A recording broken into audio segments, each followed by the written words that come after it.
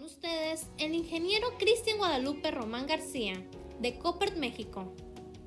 Él proporciona asesoría sobre el control biológico y el manejo integrado de plagas y enfermedades en cultivos hortícolas. Además, divulga temas de inducción para el manejo de insectos benéficos en hortalizas. Es representante técnico de Koppert, México y egresado de la Facultad de Agronomía en la Universidad Autónoma de Sinaloa. El ingeniero participa con su ponencia Control biológico para cultivos en transición a orgánicos. Aplausos, por favor.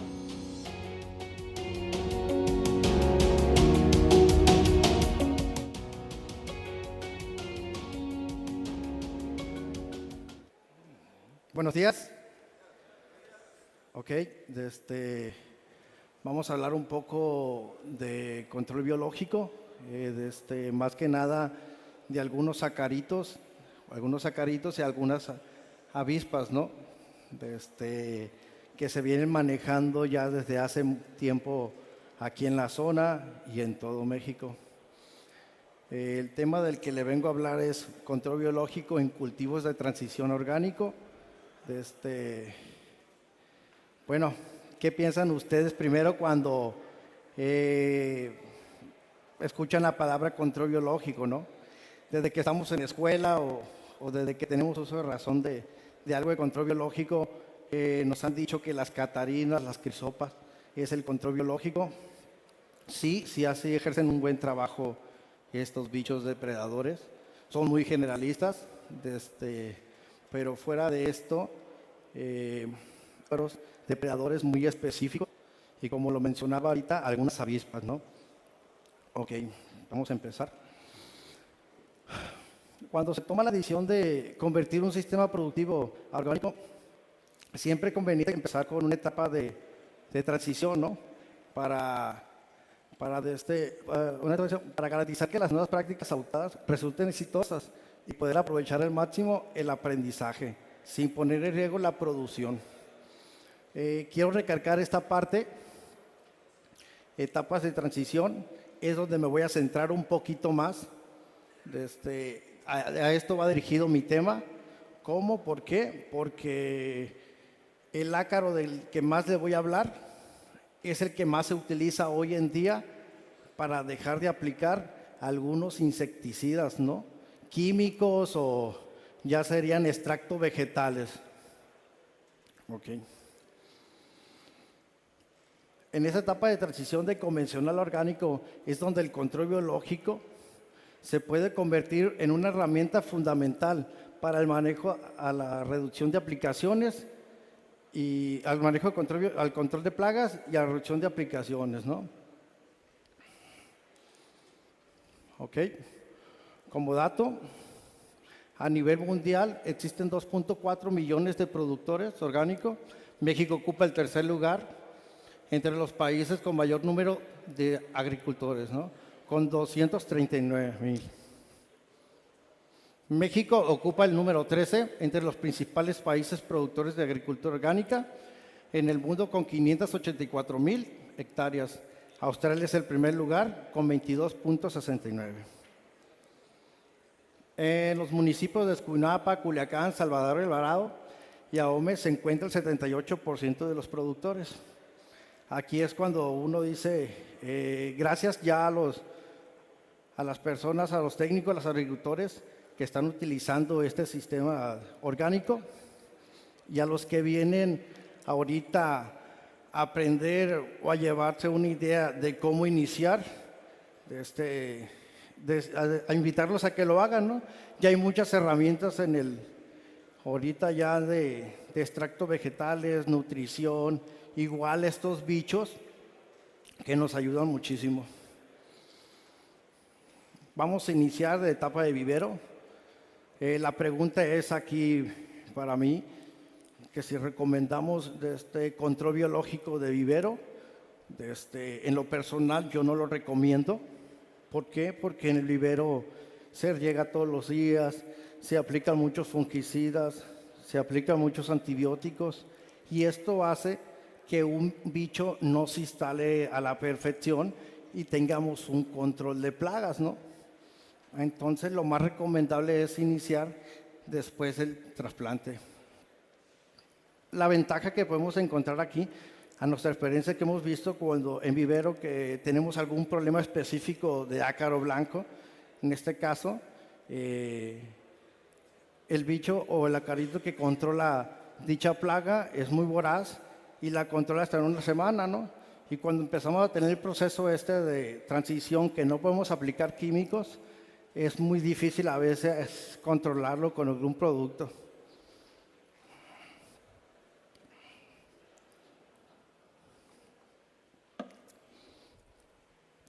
Ok.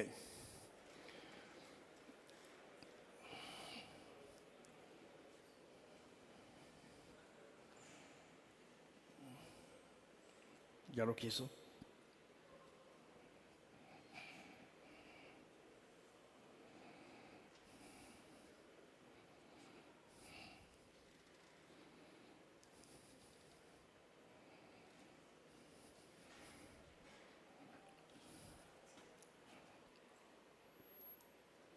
Okay. Lo siguiente, un checklist en mayasombras, ¿no? Siempre cuando vamos a hacer la transición, vamos a dejar aplicar todas estas moléculas y estar envenenando la planta y no le ponemos y antes no le poníamos atención a este tipo de problemas. Lo primero es, si ya vamos a empezar a hacer la transición, cambiar mayasombras. Si no podemos cambiar mayasombras a nueva, pues tan siquiera hay que empezar a coserlas, ¿no?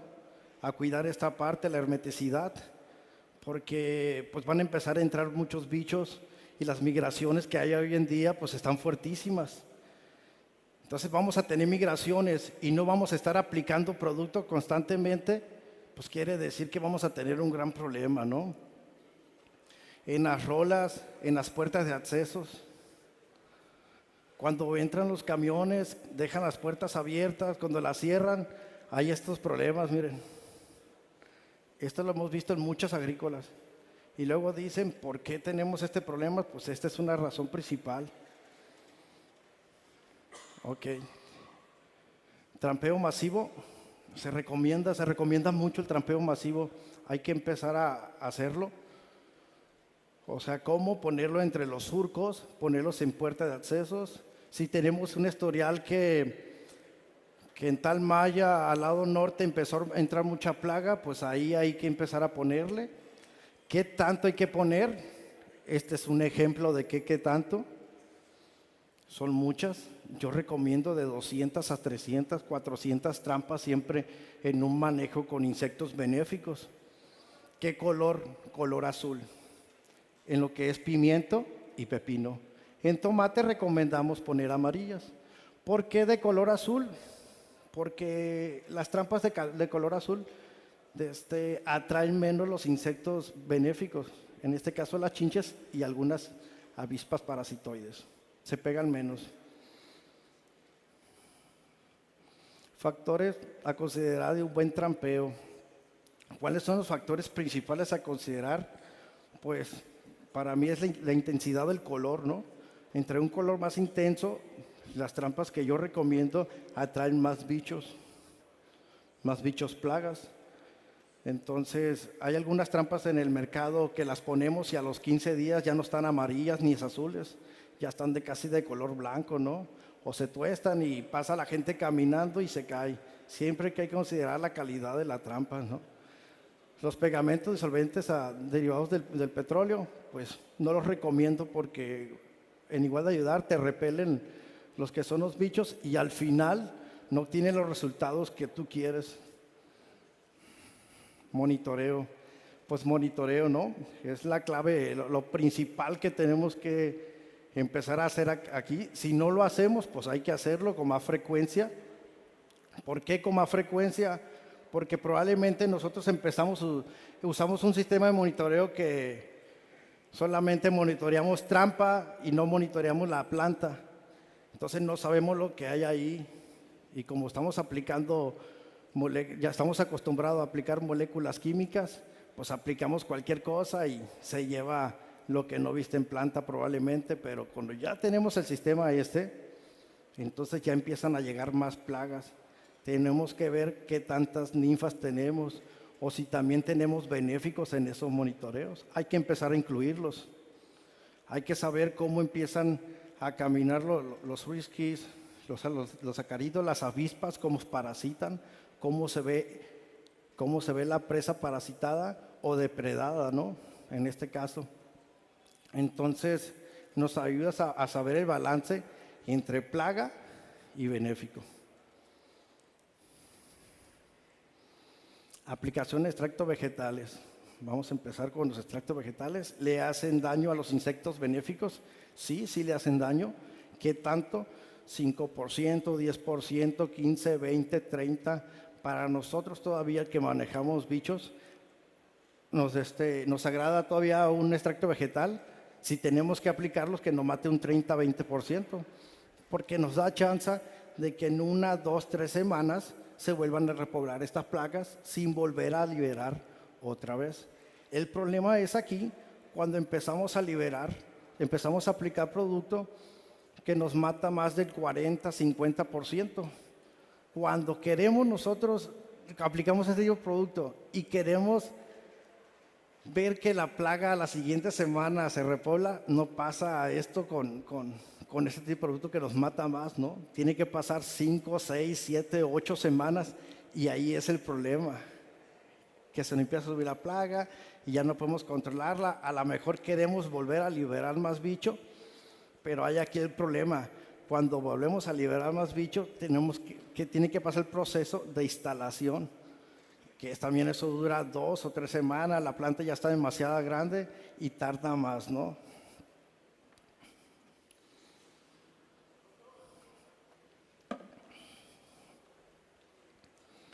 Entonces, las aplicaciones más constantes que hacemos nosotros y que recomendamos, la primera y la segunda semana previo al trasplante, es para ácaro blanco, es para trips y para gusano. Claro, ¿no? También hay que aplicar para mosca blanca o pulgones, porque en este tipo de sistemas se empieza a aumentar mucho lo que son los pulgones. Entonces, sí, nosotros recomendamos primero estas aplicaciones de extractos vegetales. ¿Para qué? Para iniciar limpio. Iniciamos con la plaga abajo, iniciamos con el insecto benéfico igual en la primera liberación y pues igual se va aumentando igual. Ok, la columna vertebral, bueno, la primera liberación es de Amblysseus frisky. Cualquier sistema de control biológico que tengamos en campo, hablando de pimientos, hablando de pimientos y hablando de pepinos, esta es la columna vertebral de cualquier sistema de control biológico, Amblysseus frisky. Si no tenemos instalado este bicho, no podemos liberar otros. ¿Por qué? Porque si no tenemos este bicho, tenemos que estar aplicando para mosca blanca, tenemos que estar aplicando para trips, tenemos que estar aplicando para ácaro, porque este insecto se alimenta de primer estadio de trips, se alimenta de primer estadio de mosca blanca y huevecillos, y se alimenta también de todos los estadios de ácaro blanco, además de comer huevecillos de araña roja, ¿no? Lo que hace este frisky, come un poco de huevecillos y hace menos explosiva la plaga de araña roja. Todo lo demás lo depreda muy bien. Hemos tenido control con solamente este ácaro y con las trampas hasta de un 70%, 80% de disminución de aplicaciones. Entonces, es la columna vertebral. Para mí es el mejor ácaro que existe en el mercado, y para iniciar una transición de químico o convencional a orgánico. Amblysseus frisky, ¿dónde lo encontramos? Lo encontramos en el embés de la hoja. Entre las nervaduras principales siempre lo vamos a encontrar ahí, porque allí existe un microclima que le gusta mucho a frisky. Allí empieza a poner sus huevecillos. Empiezas a poner sus huevecillos o los tricomas. Es bien visible, es muy grande este acarito, es más grande que ácaro blanco, como 2 o 3 veces más grande. De hecho, en el siguiente video lo van a ver. La característica principal de Swirsky es que es muy rápido. Es muy rápido Swirsky, la plaga es muy lenta, es muy voraz. Swirsky se puede llegar a instalar de esta manera si le respetamos mucho las aplicaciones.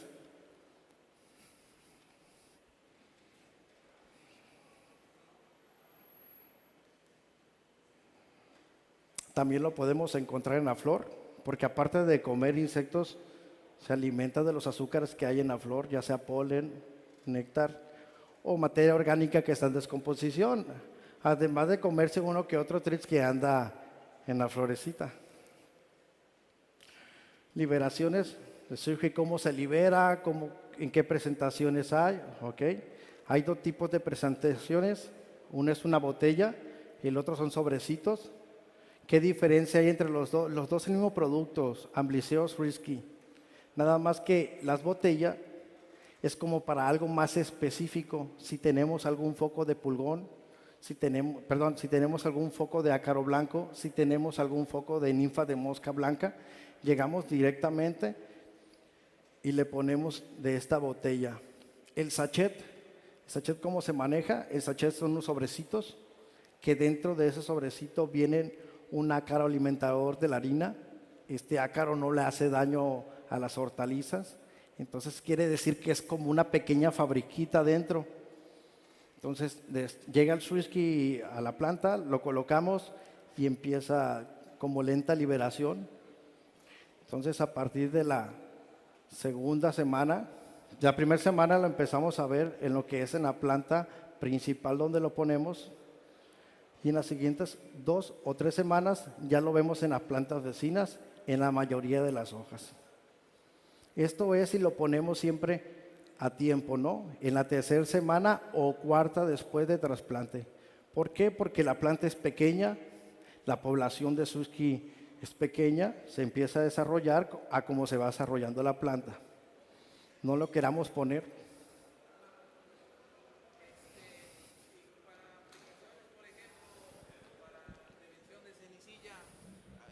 Se aplica azufre, ¿no? ¿No le tiene alguna repercusión con el insecto? Si aplicas, nosotros te recomendamos siempre en esa semana de instalación no aplicar. Puedes aplicar 2 semanas antes previas y la siguiente semana puedes aplicar azufre. Nada más la semana de instalaciones. Sí, en esa semana respetarlo para que haga una buena instalación. ¿Ok? Entonces le decía que a partir de la segunda, tercera semana ya empezamos a verlo en plantas vecinas. En la cuarta semana ya no miramos más Swirsky en este sobre, porque ya empieza a salir todo, ya se acabó el alimento y sale a buscar alimento fuera, ¿no? Condiciones para su establecimiento. Nosotros hemos visto a Swirsky establecerse a temperaturas arriba de 40 grados, a 20 grados, 18, 25 grados. O sea, no tiene casi ni un problema con temperaturas altas. El problema es las temperaturas muy, muy bajas. Es el problema de Swirsky. Tal vez es por el microclima que hace la planta. Al momento de liberarlo, que empieza a caminar, sabemos todo que la planta crea un microclima. Entonces, Swirsky se protege ahí. Hay algunos factores que sí nos afectan en el establecimiento de Swirsky. Si no hay plaga y no hay flor, Swirsky no se establece. A lo mejor se va a mantener un poco de la materia orgánica que está en descomposición, pero al final de cuentas no como nosotros queramos, ¿no? Entonces siempre que hay que liberar Swirsky, que ya haya flor.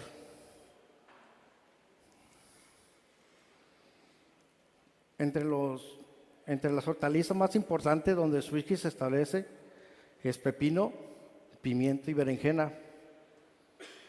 Hay otros cultivos donde también se establece que es arándano, calabaza, sandía y en este caso albácar. El albácar desde será 5 años con un agricultor de aquí de la región. Una de las plagas principales era el ácaro blanco. Entonces me acerco a él y le pregunto, ingeniero, pues entonces vamos a ver qué podemos hacer con Swirsky, a liberarlo, a ver si se instala. O sea, desde que empezamos a liberar Swiss con ello, ya tienen 5 años, el ácaro blanco no es problema para ellos. Aplicaciones dirigidas a ácaro blanco ya no la hacen.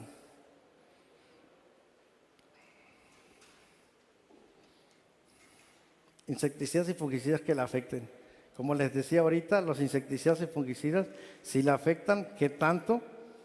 Algunos un poco, algunos mucho. Para mí, los más compatibles son los insecticidas químicos. ¿Por qué? Porque los insecticidas químicos son más específicos para cada plaga. Entonces, si tiramos algo para pulgón, no me afecta nada al Swiss-Ski. Pero en cambio, si tiramos un extracto vegetal que vaya dirigido a Swiss-Ski, pues entonces el extracto vegetal actúa de 2 formas nada más, probablemente, de contacto y por inhalación. Entonces, a Swiss-Ski es más generalista, entonces a Swiss-Ski o lo elimina o mata un 10%, un 15%, depende del producto y depende el extracto vegetal, ¿no? Lo mejor es acercarte con una persona que ya tenga una persona experta, que tenga mucha experiencia en ese tema, para empezar a hacer este tipo de aplicaciones cuando empiezas a soltar Swiss-Ski. Liberaciones preventivas. Hay otras plagas que pueden empezar a controlarse con organismos benéficos. En caso de pulgón, hay una avispa parásita que se llama Aphidus colemani. Aphidus colemani parasita gran parte de especies de pulgón. Parasita muy bien. De hecho, puede ejercer un control de casi 100% entre pulgón o el 100%, ¿no? Si hacemos liberaciones preventivas. En caso de araña roja, hay 2 acaritos depredadores.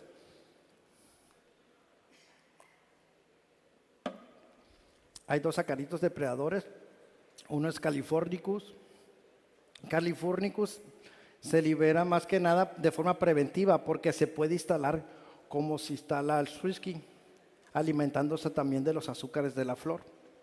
Entonces, en este caso, si no hay araña roja, puede persistir en la planta y cuando llega araña roja, se empieza a alimentar de ella. El problema de Californicus es que no puede entrar cuando hay un problema muy grande de araña, que hay telarañas, porque no puede caminar sobre la telaraña. Por eso está el otro ácaro depredador que se llama Phytoceylus persimilis, que la característica de este acarito es que es de patas largas y es muy voraz. Sí nada más come araña roja. Si no hay araña roja, no come otra cosa y se muere. Para minador, hay una avispa parásita también que se llama Diglifus. Esta avispa parásita nada más se libera de forma preventiva. ¿Cuándo? Cuando hay primeras marcas de alimentación o las primeras minas, es cuando se empieza a liberar esta avispita. Si lo liberamos después de que ya tenemos el problema, probablemente tarde un poco más en acabar con dicha plaga, ¿no? En cultivo de transición orgánica, el objetivo es reducir algunas moléculas químicas en el suelo y estructuras. En este proceso puede tomar de 2 a 3 años y algunos insectos benéficos no se pueden instalar desde el inicio. Por ejemplo, Orius, la famosa chinche pirata, ¿quién no la conoce, no? Depredadora de trips. Una vez instalado este bicho, esta chinche en el cultivo, se nos acaban nuestros problemas con trips. Es muy utilizada en Baja California. ¿Por qué? Porque podemos encontrar una chinche cada 2 o 3 flores y no encontramos trips. Es como una bomba para trips. Y cuando no hay trips, se alimenta también de algunos insectos de cuerpo blando. Se alimenta también del polen de las flores. Pero pues igual, cuando queremos iniciar un sistema de liberaciones de insectos benéficos, nos dicen, ¿cuándo me vas a liberar la chinche? Entonces yo le respondo, es que no puedo liberarte la chinche, no se instala. Me vas a pagar por ella, te la voy a liberar, pero no se va a instalar. Entonces yo recomiendo siempre, cuando vamos a empezar a liberar es risky y trampas. Cuidar tus mallas para empezar este proceso. Ya después, sobre la marcha, se empiezan a ver las liberaciones previas que son para ese tipo de plagas. Plagas secundarias que se hacen primarias. Sí, así es. Cuando dejamos de aplicar todo el venenero y la planta empieza a estar más limpia, empiezan a salir ese tipo de problemas. Como pulgones, para algunos no es problema pulgón ahorita. Entonces dejas de aplicar todo lo que tienes en tu almacén y empieza a salir esto y empieza a salir esto. Los dos. Ese es un problema grandísimo en cultivos orgánicos. Grandísimos. Para el pulgón, igual ya les mencioné, está la avispa parásita. Para el piojo harinoso hay una catarina que se llama Cryptolemus. Es muy voraz también. Solamente que le gustan los climas muy fríos. Es muy difícil de instalar. Lo que hacemos más es un manejo. Empezamos a adoptar lo que es el saneo. El saneo empezamos desde, llega la gente, mata con los dedos, meten cuadrillas a matar con los dedos, arrancar hojas, o igual aplicaciones en focos, con atomizadores, algunas bombas directamente a la planta o donde está el problema.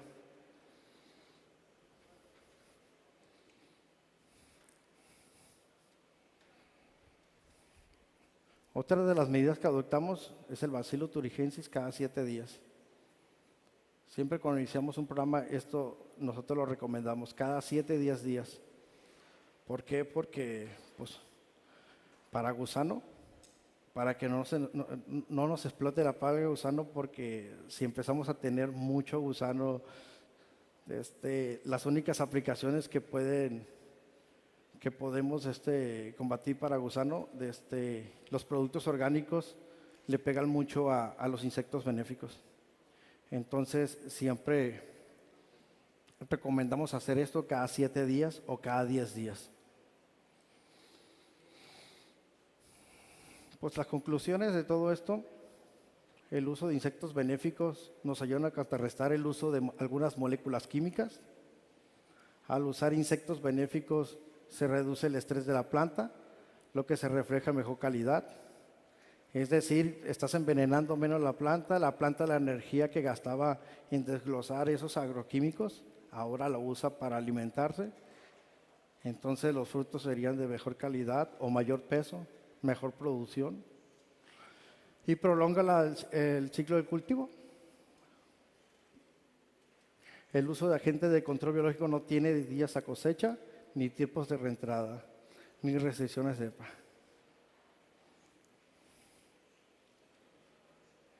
Pues muchas gracias. Si tiene alguna pregunta, por favor.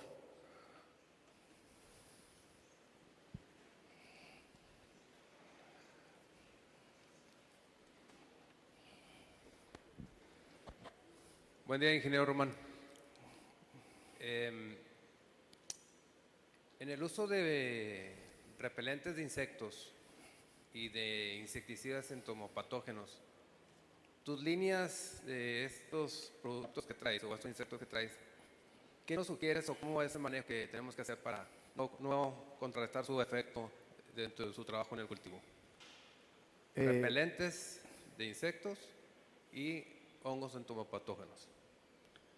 Miren, con los hongos no hay ningún problema, para nada, puedes seguir tu manejo. Con los repelentes, la idea de insectos benéficos es dejar de aplicar completamente, porque te va a hacer un manejo de plagas. ¿Pero tienen cierta resistencia o definitivamente sí les van a afectar todos? Algunos sí le afectan, algunos más, unos menos, pero lo mejor sí es dejar de aplicar algunos extractos o repelentes.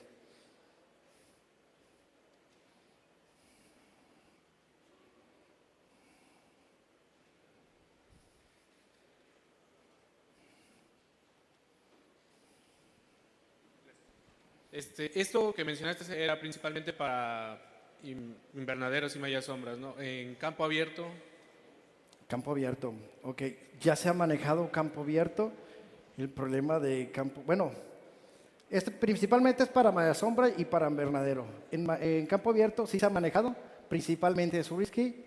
Tenemos una experiencia de una agrícola, no sé si Pablo, si quieres hablar de ella. Ok, no, en campo abierto no lo recomendamos por tanta migración que hay de bichos.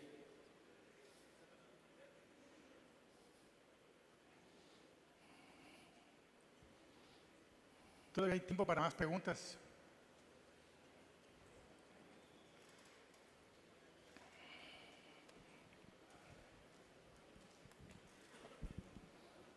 En el caso particular de algunos materiales, no sé, has hablado en general el tema de los extractos, pero por ejemplo, más específicos, pues usualmente lo que se utiliza, aceite de neem, canela, hay piretrinas, por ejemplo. ¿Hay alguna tabla que pudieras indicar más o menos el porcentaje de daños que le representa a este tipo de insectos?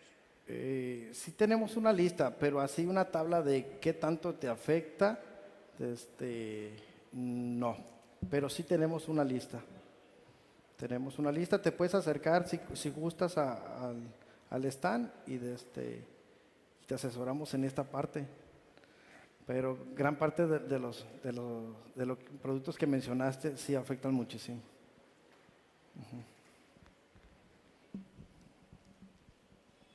Aquí, ¿qué criterio Sí. consideras para hacer las liberaciones, ¿no? En base a monitoreos de diferentes estadios, sea triz, mosca blanca. ¿Cuál en sí es tu criterio para hacer las liberaciones?